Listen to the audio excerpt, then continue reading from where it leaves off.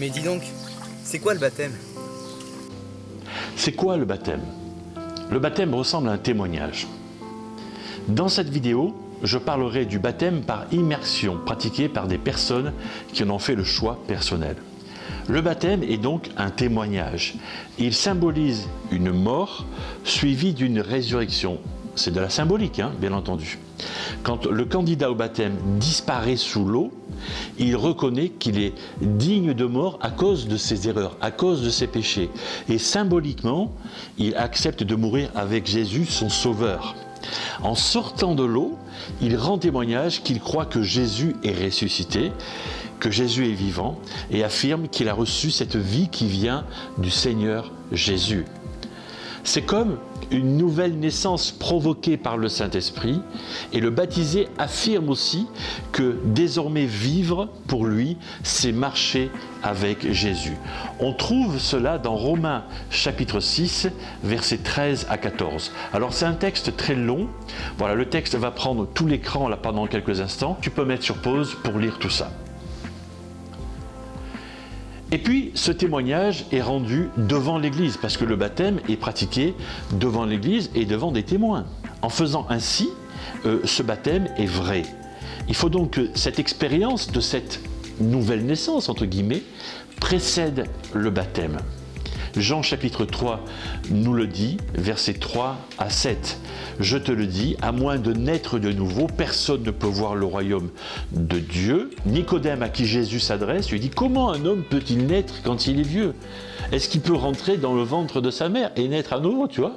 Et Jésus répond « À moins de naître d'eau et d'esprit, on ne peut entrer dans le royaume de Dieu. Ce qui est né de parents humains est humain, ce qui est né d'esprit est esprit. Ne t'étonne pas que je t'ai dit, il faut que vous naissiez de nouveau. » Mais le baptême est aussi un engagement, non, un témoignage, mais aussi un engagement.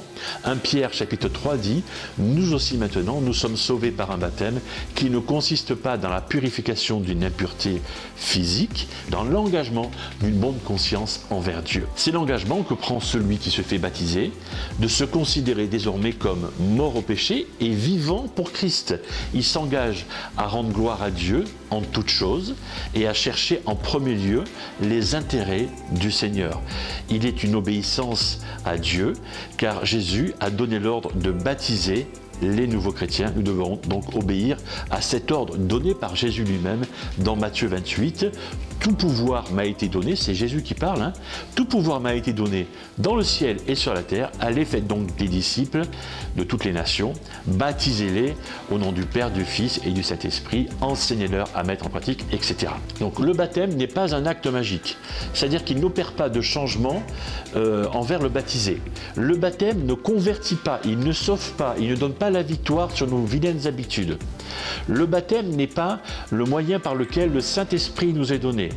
Le baptême est un acte extérieur de ce qui a précédé dans une transformation intérieure, d'une expérience spirituelle précédente de ce qu'on appelle la nouvelle naissance. En demandant le baptême, si ça t'intéresse, tu dois te rappeler que ton comportement et tes paroles vont contribuer au progrès de l'Église ou à son recul, là où tu habites. Parce que ceux qui te connaissent vont juger tous les chrétiens en te voyant. Alors oui, c'est une responsabilité, mais avec le Seigneur, en lui faisant confiance, il est possible de la porter. Si tu as entre 8 ans et 16 ans, et que tu te poses des questions sur Dieu, sur Jésus, sur la Bible, n'hésite pas à t'inscrire au concours biblique. C'est gratuit, c'est à ton rythme. Tu as le site internet ici. À bientôt pour une autre vidéo. N'hésite pas à mettre un pouce bleu si la vidéo t'a plu. Et puis prends bien soin de toi, prends bien soin de ceux qui te sont chers. Et surtout n'oublie pas, Dieu t'aime. Salut!